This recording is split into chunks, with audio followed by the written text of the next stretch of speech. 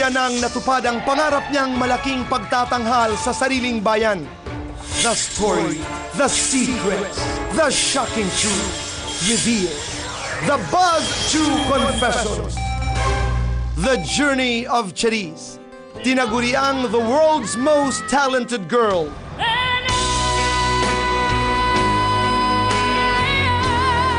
Batang iniidolo ng mga naglalakihang pangalan sa Hollywood, Asia at Europa. At isang proud Filipino. Yan si Charisse na kagabi natupad ang hangaring magbigay aliw sa kanyang mga kababayan sa kanyang unang solo concert. Kagabi sa SMX Convention Center, naganap ang The Journey Begins. Ang pumila, libo-libo. Sobrang excited na mapanood at mapakinggan ang batang singer. Sa pagbukas ng concert, signature hit kaagad ang binirit ni Charisse, ang And I'm Telling You.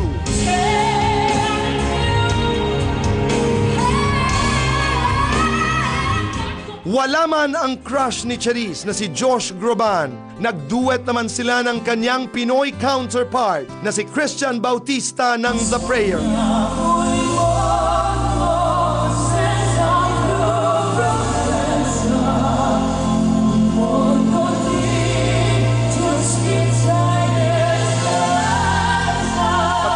Naging kaibigan at kasabayan ng young diva sa Little Big Star, nandoon din para makasama siya.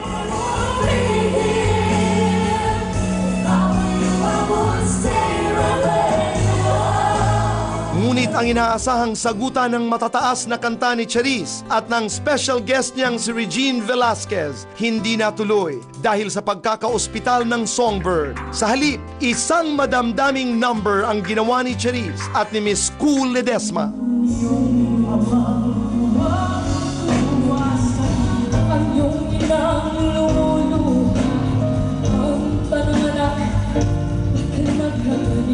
Hindi naman napigilan ni Charisse ang pag-iyak nang makasama niya ang ina na si Mami Raquel sa isang awiting malapit sa kanilang puso, ang Maghintay Ka Lamang.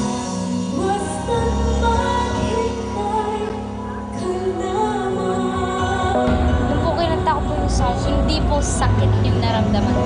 Sobra lang pong saya. Sobrang na-feel ko yung kanta na ngayon, sineshare ko na sa kanila.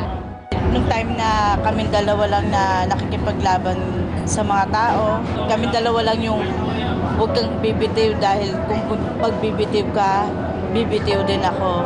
Kaya naman ngayon, na naabot na ni Charisse ang lahat ng kanyang pinapangarap, si Mami Raquel, wala namang mapaglagyan ng kaligayahan para sa kanyang anak. Ngayong narating na nila ang dream experience sa Hollywood, ang dream concert, ang kanilang dream house, wala nang iwanan ng dalawa patungo sa mas malalaki pang tagumpay. Habang tinitingnan ko yung mga tao, iniisip ko, eto kami ngayon, etong kanta na to, sana etong kanta na to maging inspirasyon din sa ibang mga tao na nangangarap na katulad namin.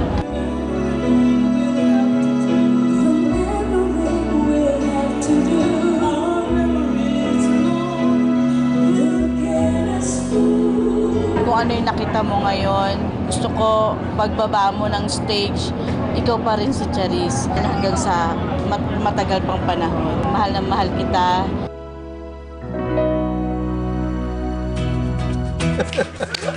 I love her, Mom! I was In the there. yellow gown?